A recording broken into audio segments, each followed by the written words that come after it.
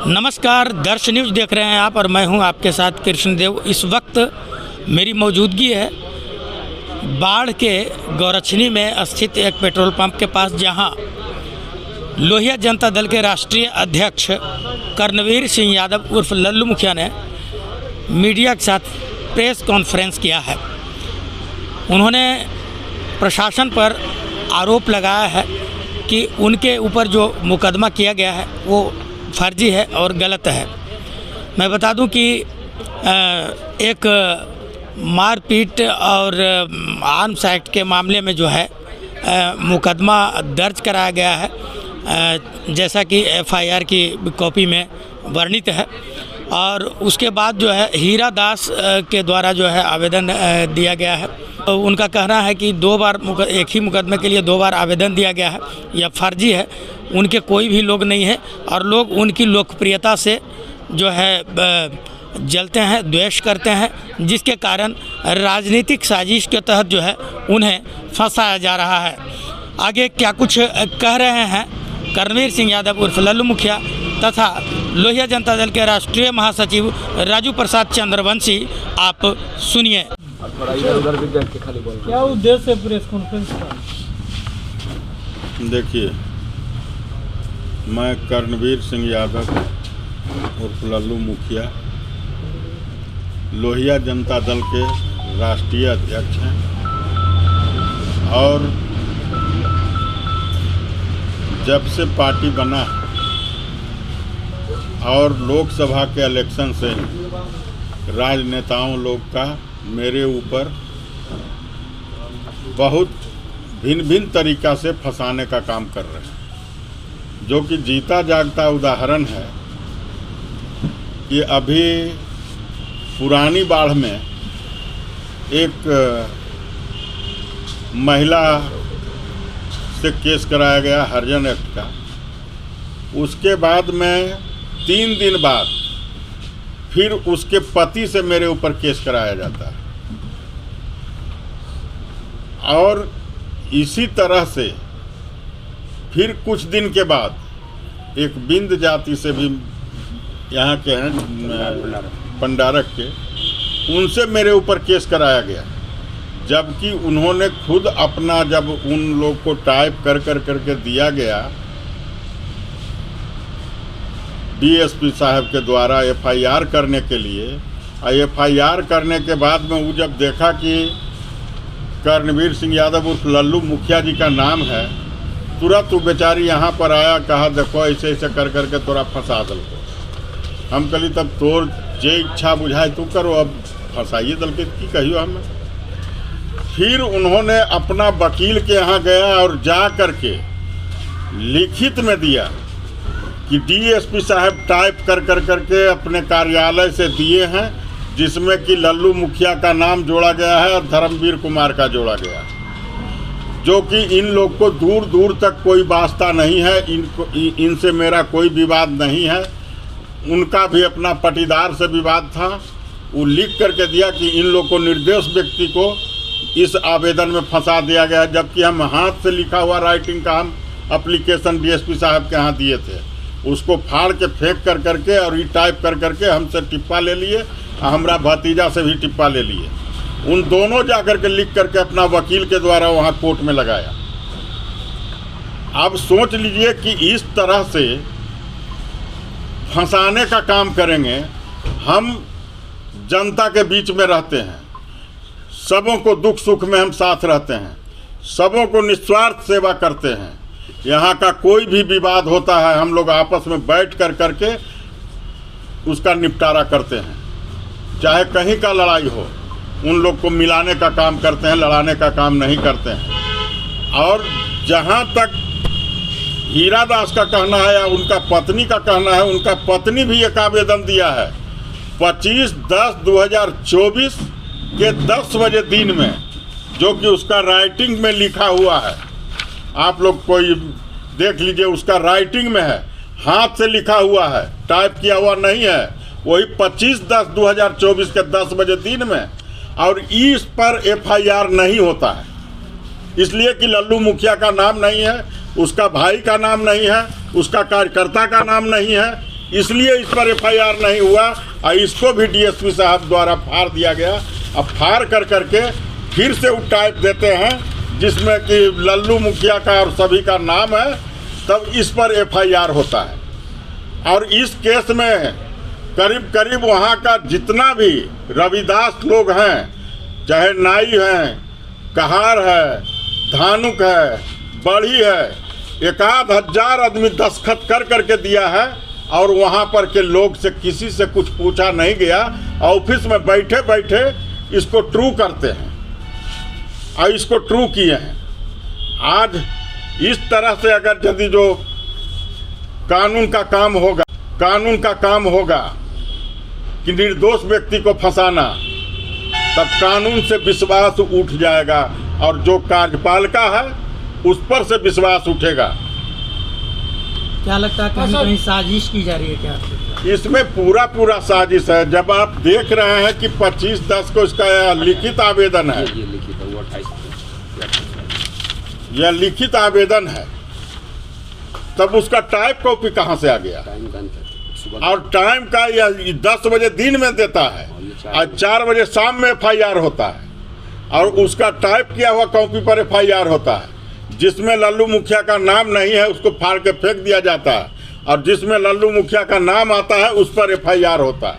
तो कौन कौन लोग शामिल है, कैसे आपको क्या मिला, कौन कौन लोग शामिल है? या यहाँ के राजनीतिक और जिनका अभी प्रशासन में पकड़ है उन लोग का हाथ है।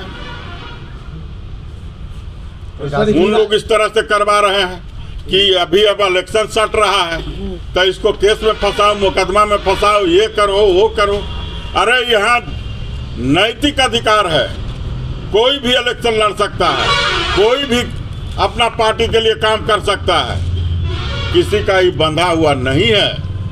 और जिसको सर्व समाज चाहेगा वो चुन कर करके वो जनता के बीच में रह करके नाम और ख्याति को हासिल करेगा। साहब तो बहुत सारे उच्च अधिकारी के पास भी तो सभी जगह आवेदन दिए हैं और अब मेरा एक ही चीज़ है कि जो हायर आला कमान सब हैं, चाहे ग्रामीण एसपी, माननीय ग्रामीण एसपी साहब हों या सीनियर एसपी साहब हों, उनके द्वारा निष्पक्ष एक बार जांच करवा दिया जाए। अगर हम दोषी हैं तो हम सजेवार हैं, अगर हम दोषी नहीं हैं तो हमको मुक्त किया जाए। सर हीरा दास का भी तो बयान आया था कि भाई हम ऐसे ही दरवाजा पर गिर गए थे और इसमें बयान अंतर है। हीरा दास जो केस किया कि हमको उनका आदमी आया ले जाने के लिए आया, गाड़ी से हम कूद के भागे, हमारा हाथ पैर टूट गया। लेकिन एक मीडिया वाला इंटरव्यू लिए हैं जो कि मेरे पास भी है, वो मीडिया वाला जा कर करके देखे तो उनका हाथ पैर टूटा हुआ कुछ भी नहीं था। और मीडिया वाला जब पूछे कि आप गिर गए थे तो कहें कि जब आपको ले जाने के लिए लल्लू मुखिया के आदमी आया था तो हाँ आए थे, कहे कि जब चलिए लल्लू मुखिया ही, तो हम कहे कि हमारा केस चल रहा थाना में, हम कहे जाएंगे लल्लू मुखिया ही, हम नहीं गए। तो आपको चोट लगा है, मीडिया वाला पूछ रहे हैं। तब वो कहता है कि हाँ उधर से आ रही तो घरबा फिर पैरवा पिछुल गए तो गिर गए तो तनी सा चोट लग गए। और खैनी बनाते हुए फोटो है उनका, हाथ पैर जिसका टूट गया, जिसका सब कुछ अंग भंग हो गया, उसको कौन नहीं वो तो प्लास्टर हो रहा था। तो इस तरह से इतना झूठ है। और एक जो इसमें जो 25/10/2024 को जो घटना के केस करते हैं, इस एफआईआर होता है, उसमें दिया कि यहाँ पर जेसीबी से दावा काटा गया। आप लोग सभी मीडिया बंधु से हमारा निवेदन होगा कि एक बार जाकर के आप लोग भी स्पॉट को निरीक्षण कर लीजिए कि वहाँ पर जेसीबी जाने का जगह है या नहीं है। पहला नंबर, अगर जेसीबी जाने का जगह नहीं है तो फिर वहाँ जेसीबी गया कैसे? चारों तरफ घर है, लेबर से दावा काटा होगा मंगल पासवान। तब उन लोग को उसके बाद में दिया कि कई एक राउंड यहाँ फायर हुआ, जो कि एफआईआर बोलता है, जो टाइप किया हुआ है। इसमें नहीं बोलता है, जो हाथ से लिखा हुआ है उसमें नहीं बोलता है, लेकिन जो टाइप किया हुआ है उसमें बोलता है कि कई एक राउंड फायर हुआ है। इसमें बहुत सा मीडिया बंधु हमारे उमानाथ के ही हैं और बाढ़ बाजार के ही हैं। इन लोग से कोई चीज़ छिपा हुआ नहीं होगा कि फायरिंग यहाँ हुआ कि नहीं हुआ कि नहीं हुआ। जब यहीं पर कई एक राउंड फायर के मतलब 150 राउंड फायर हो गया, यहीं पर आने के मराठी में फायरिंग हुआ तो सब मीडिया बंधु जान गए कि फायरिंग हुआ है। और यहाँ पर बाढ़ बाजार में दूर डेग में सभी मीडिया बंधु भाई कुछ लोग रहते हैं, तो उन लोग को एगो पड़ाका के भी आवाज़ नहीं आया कि पड़ाका फूटा है। और वहाँ के लोग से पूछ लीजिए यहाँ पर फायरिंग हुआ है या नहीं हुआ है। लेकिन डीएसपी साहब के कृपा है कि जहाँ फायरिंग नहीं होता वहाँ फायरिंग दर्शाते हैं और इल्ज़ाम थोपते हैं दूसरे पर, और जो सही एफआईआर होता है उसको फाड़ के फेंकने का काम करते हैं और जाली एफआईआर करने का काम करते हैं, फंसाने का काम करते हैं। जो कि उसका लिखित बयान में उसका दिए हुए है कि हमको मंगल पासवान, उसका बेटा के नाम दिया मनीष पासवान, उसका औरत के नाम दिया है। तब जब उन लोग का नाम दिया और वो अपना नाम दिया, मेरा नाम नहीं है, मेरा कोई कार्यकर्ता का नाम नहीं है, तब फिर टाइप वाला में कहाँ से आ गया। जबकि जो यह रिसीविंग देख रहे हैं ये बाढ़ थाना के एम सिंह का रिसीविंग है। रिसीव भी हो गया था ये कागज वाला हाथ से जो लिखा हुआ वो।